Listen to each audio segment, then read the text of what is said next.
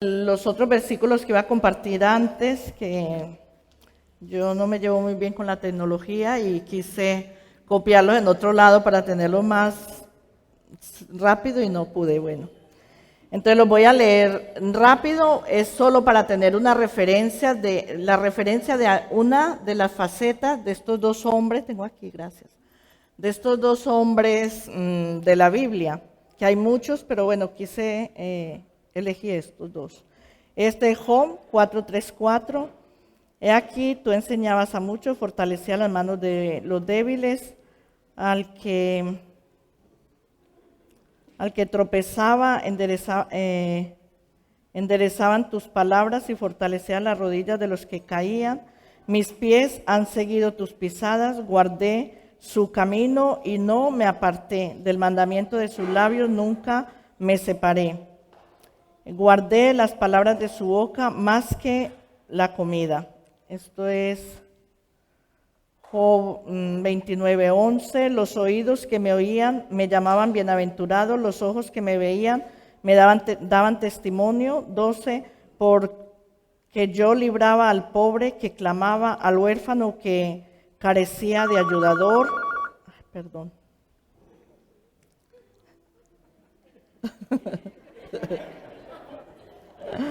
Eso pasa, ¿no? Por leer en esto. Aquí son muchos versículos, entonces quise copiarlos aquí para, bueno. Y al corazón de la viuda yo daba alegría. Me vestía de justicia y ella me cubría como manto y diadema era mi rectitud. El 15, yo era ojos al ciego, pies al cojo, a los menesterosos era padre, y de la causa que no entendía me informaba con diligencia. Bueno, quería hacer ver estas facetas de Job y de Pablo, que eran hombres justos, hombres que buscaban de Dios, hombres que su vida era recta y que hacían la voluntad de Dios. Pero también tenemos otra faceta de ellos, como tenemos en Job, también 1:14-19.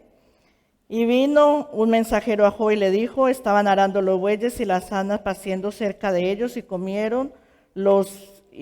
acometieron los sabeos y lo tomaron y mataron a los criados a filo de espada. Solamente escapé yo para darte la noticia. Aún estaba hablando cuando vino otro y le dijo, fuego de Dios cayó del cielo y quemó las ovejas y los pastores y los consumió. Solamente escapé yo para darte la noticia. Todavía estaba hablando y vino otro y dijo, los caldeos hicieron 3 escuadrones y arremetieron contra los camellos y se los llevaron y mataron a los criados a filo de espada. Y solamente escapé yo para darte la noticia. Entre tanto que hablaba, vino otro y dijo, tus hijos y tus hijas estaban comiendo y bebiendo vino en casa de su hermano primogénito, y un gran viento vino del lado del desierto y azotó las 4 esquinas de la casa, la cual cayó sobre los jóvenes y murieron. Solamente escapé yo para darte la noticia. Ahora de Pablo, otra faceta de él, en Hechos 20:19, dice, sirviendo al Señor con toda humildad y con muchas lágrimas y pruebas que me han venido por las acechanzas de los judíos. Ahora pues aquí, ligado yo en el espíritu, voy a Jerusalén sin saber lo que allí me ha de acontecer. En el versículo 23, salvo que el Espíritu Santo por todas estas ciudades me da testimonio diciendo que me esperan prisiones y tribulaciones. Hechos 21:30, así que toda la ciudad se conmovió y se agolpó el pueblo.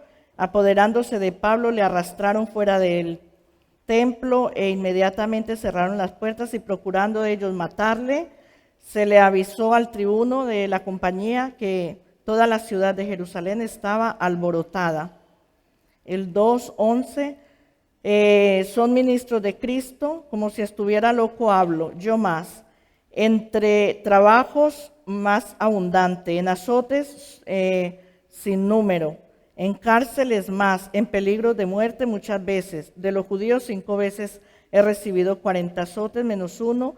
3 veces he sido azotado con varas, 1 vez apedreado, 3 veces he padecido naufragio, 1 noche y 1 día he estado como náufrago en alta mar, en caminos muchas veces, en peligro de ríos, peligros de ladrones, peligros de los de mi nación, peligros de los gentiles, peligros de la ciudad, peligros en el desierto, peligros en el mar, peligros entre falsos hermanos, entre trabajo en fatiga, en muchos desvelos, en hambre, en sed, en mucho ayuno, en frío y en desnudez.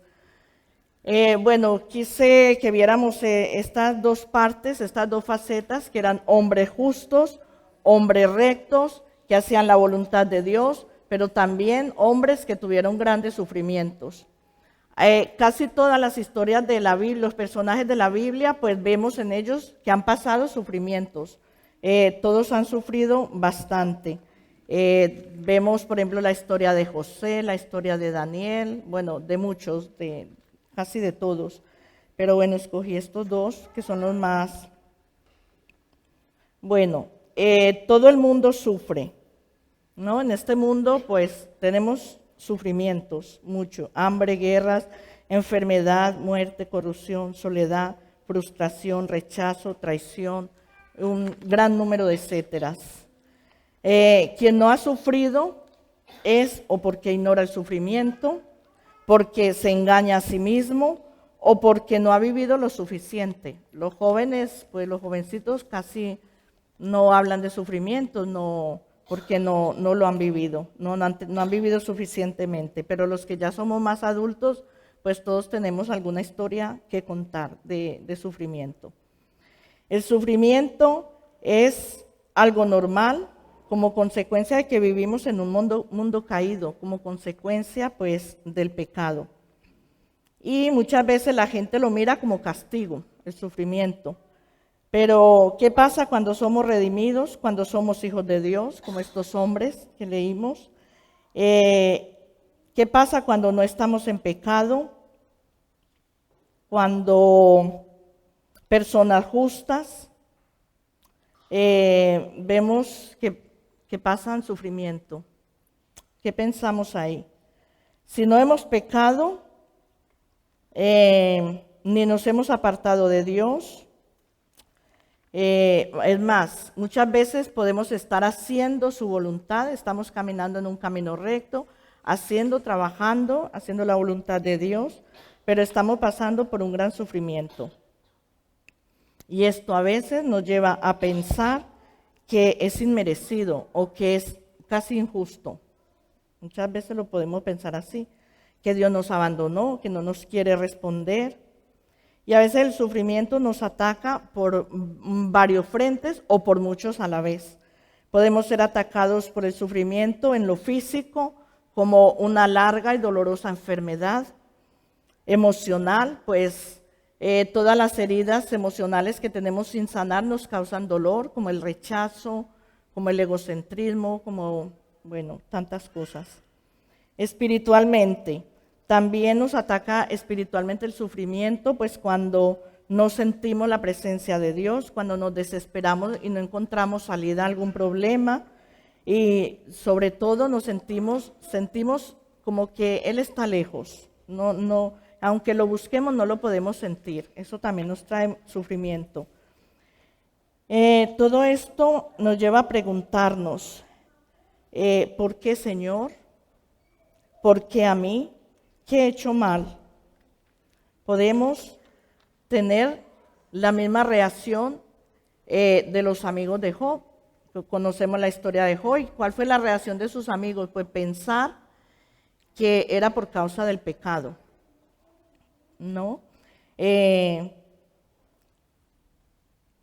Sus amigos no concibían ver así a un hombre que era leal con Dios. Y la única razón, pues, era por causa del pecado.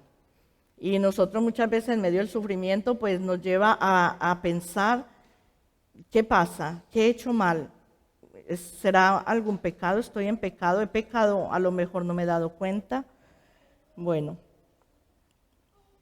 Cuando esto nos sucede es porque cuando nos hacemos estas preguntas, y yo creo que muchas veces nos las hacemos, o no las hemos hecho en algún tiempo, es porque aún desconocemos los propósitos de Dios a través de estas situaciones. Dios de ninguna manera quiere la tragedia, el dolor para sus hijos. Él como padre se duele de que suframos, pero el gobierno de Dios permite estos sufrimientos. Sabemos que si sufrimos, si estamos pasando una mala situación, es porque Dios lo permite. Si nuestra vida está gobernada por Él, si Él tiene el control de todo, nuestra vida, pues es porque Él está permitiendo eso.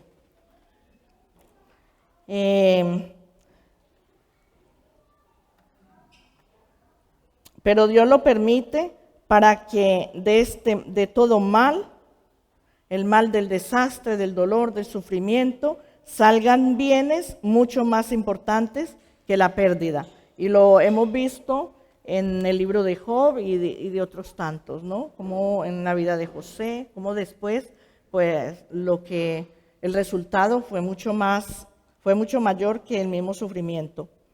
Debemos alabar a Dios en medio del dolor, aunque no podamos entender sus propósitos. Debemos estar confiados y seguros de que Dios está de nuestro lado y es para justicia divina, porque al final producirá una cosecha espiritual que brinda al corazón el gozo y el consuelo. ¿No? Después de todo sufrimiento, después de que pasamos una situación difícil y estamos confiando, esperando en Dios, buscando de su presencia, pues al final sentimos el gozo, la paz en nuestro corazón, el consuelo, recibimos su consuelo. Cuando estamos dispuestos a experimentar los milagros. Si nuestro corazón en medio de ese sufrimiento está dispuesto a experimentar un milagro de Dios, pues lo podemos soportar mejor. Y Dios en todo dolor, en todo sufrimiento, en todo problema, a través de todo esto, siempre hace algo nuevo en nuestra vida. Lo que pasa es que cuando estamos pues tan concentrados en el problema, en el dolor, estamos desesperados, no encontramos salida y nos concentramos solo en cómo salgo de esto o por qué me está pasando, no podemos ver, no podemos sentir lo que Dios está haciendo en nuestras vidas. Y muchas veces, lo comentaba en casa esta mañana en el Devo, yo me he encontrado en alguna situación que mi reacción ha sido diferente y yo digo, uy, ya no siento lo mismo que sentía antes cuando me pasaba esto. Dios ha hecho un milagro en mí. Pero en el momento que Dios hizo el milagro, no me di cuenta. Me doy cuenta pues a través del tiempo cuando vuelvo a vivir la misma situación, ¿no? Entonces es porque Dios ha hecho algo, pero lo que estamos viviendo no nos deja ver eso que Dios está haciendo. Entonces no experimentamos los milagros que hace Dios a través del sufrimiento. No podemos pensar que con una sola oración Dios tiene que resolver el problema, porque puede pasar que nos decepcionamos de Dios o nos decepcionamos de nuestra fe. Y ahí es cuando viene el desánimo. Por ejemplo, en una larga y dolorosa enfermedad, puede producir a través de una larga enfermedad, lo hemos experimentado también, yo personalmente lo hemos experimentado en casa con Alejandra,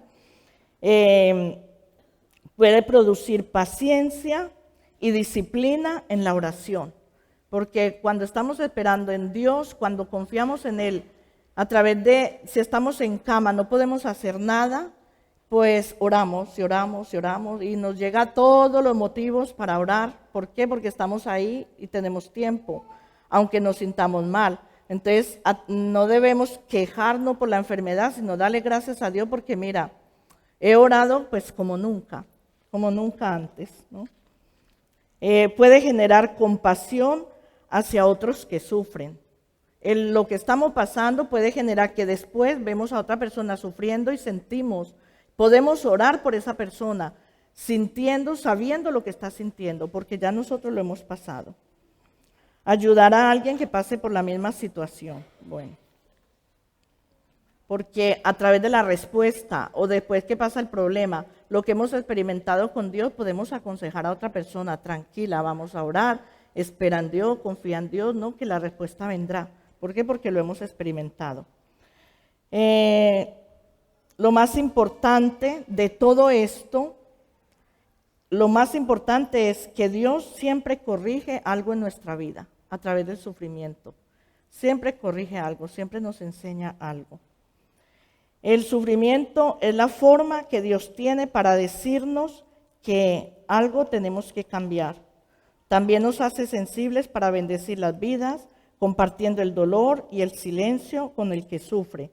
Pues lo hizo Jesús y lo vimos en muchas partes en la Biblia, lo vemos, donde Jesús se compadecía por el que sufría, por la gente. Algunos cristianos han tenido gran influencia como cristianos después de haber pasado una gran prueba, un gran problema, un gran dolor. Como por ejemplo la pérdida de hijos, de esposos, de familia, en trágicas circunstancias, como puede ser después de un divorcio, cuando Dios restaura, pues se puede bendecir a mucha gente a través de la situación que han vivido, una mala situación económica, bueno, en fin, hay muchos ejemplos, ¿no? El sufrimiento es la forma en que Dios permite para hacernos madurar, para enseñarnos a permanecer. Porque cuando esperamos y confiamos en Él, es cuando más lo conocemos y más cerca estamos de Él. En medio del sufrimiento es cuando el cristiano muestra realmente quién es en Dios, ¿no? Según la fe que tenemos, la confianza que tenemos en Dios, pues aunque venga un problema, sabemos esperar en Él, estamos confiados que Él está. Y ahí es cuando Dios nos ayuda, nos enseña a permanecer fieles a nuestro llamado, fieles como hijos de Dios, no importa la circunstancia o el problema.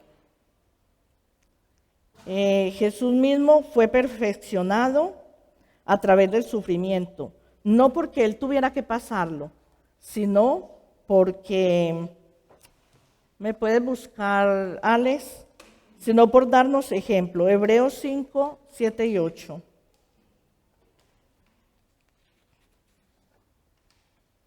Jesús no necesitó sufrir para aprender. Él era Dios y era obediente, pero lo hizo solo para darnos ejemplo. Y Cristo en los días de su carne, ofreciendo ruegos y súplicas con gran clamor y lágrimas al que lo podía librar de la muerte, fue oído a causa de su temor reverente. Y aunque era hijo, por lo que padeció, aprendió la obediencia. Y solo lo hizo por darnos el ejemplo de que a través del sufrimiento pues maduramos. Cuando entendemos que Dios es soberano y tiene el control de todo, por fuerte que sea el sufrimiento, nos ayuda a saber que hay una luz al final del túnel, aun cuando no podamos verla. El sufrimiento no es menos real, pero sí es menos debilitador cuando tenemos en mente esta visión. Un cristiano maduro y responsable en medio del sufrimiento, lo que debe hacer es confiar en que su Padre Celestial está en medio de la oscuridad y del dolor. Si confiamos en Dios, si somos maduros, si tenemos ese carácter ya formado y fuerte en Dios, pues no importa que estemos en la oscuridad más terrible, y algún salmo nos lo dice, ¿no? Como el Salmo 23, como el Salmo 91, nos está hablando de que podemos estar en la sombra más terrible, pero estamos tranquilos porque estamos confiando en que hay una luz al final. Aunque no la veamos, aunque no veamos nada de respuesta en el momento. Podríamos meditar un poco en cuanto al sufrimiento, pensando que es una estructura mayor, es parte de un todo. el sufrimiento. Como ejemplo, podemos pensar en que el sufrimiento, en que el dolor es una pieza de un puzzle. Es una pieza que está conectada a todo el rompecabezas, ¿no? Es parte de un todo. Y el todo es lo importante, no esa parte, sino lo importante es el todo. Y el sufrimiento, pues, es esa pieza, ¿no? Aunque busquemos a Dios con sinceridad, con verdadero afán y orientando nuestra vida a hacer su voluntad, tenemos sufrimientos, tenemos problemas. ¿Por qué? Porque siempre nos va a faltar una lección que aprender. De cada sufrimiento, de cada experiencia, siempre tenemos algo que aprender. Lo maravilloso es ver que en medio de cualquier sufrimiento y de todo ambiente negativo que nos rodee, nos mantenemos firmes y sigamos alabando y adorando a Dios. Así mostraremos la verdadera sabiduría y madurez de un hijo de Dios. Cuando la fe es probada por el sufrimiento, pueden suceder dos cosas. Primero, se puede manifestar la duda que cuestiona la integridad de Dios. Puede cuestionar sus promesas, las promesas que hay en su palabra que nos da, que siempre estará con nosotros todos los días de nuestra vida, y en toda circunstancia, y muchas promesas que tenemos en la Biblia. Y posiblemente puede llegar a cuestionar hasta su existencia y no podemos apartar de Dios. Conocemos a mucha gente que en medio de un sufrimiento ha dicho, Dios no me sirve para nada, mejor me alejo y sigo mi vida y lo resuelvo yo. Bueno, y segundo, no nos resignamos a la situación y podemos conocer más a Dios a través de esta experiencia. Nos formamos con un verdadero carácter. Podemos ver el Salmo 63, 1-8, no, del 1 al 8, perdón. Es un salmo precioso, todo entero, es hermoso, lo podéis ver en casa, pero me voy a centrar en estos versículos. Dios, Dios mío eres tú, de madrugada te buscaré, mi alma tiene sed de ti, mi carne te anhela, en tierra seca y árida, donde aguas no hay, para ver tu poder y tu gloria, así como te he mirado en el santuario, porque mejor es tu misericordia que la vida, mis labios te alabarán. Así te bendeciré en mi vida, en tu nombre alzaré mis manos. Como de meollo y de grosura será saciada mi alma, y con labios de júbilo te alabará mi boca. Cuando me acuerde de ti en mi lecho, cuando medite en las vigilias de la noche, porque has sido mi socorro, y así en la sombra de tus alas me regocijaré. Está mi alma pegada a ti, tu diestra me ha sostenido.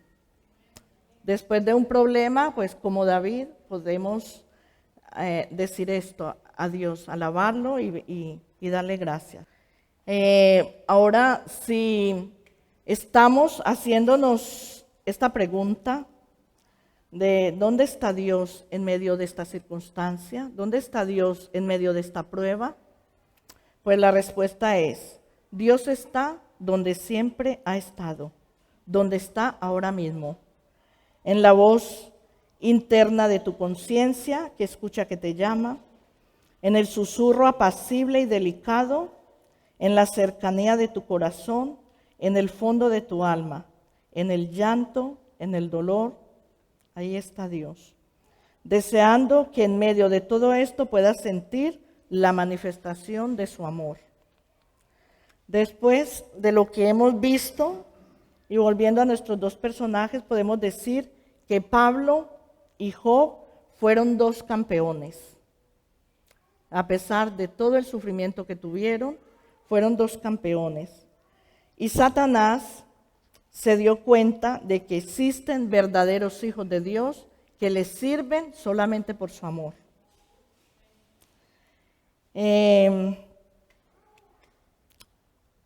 Podemos, como resumen de esto, podemos ver que en el sufrimiento produce cambios en nosotros.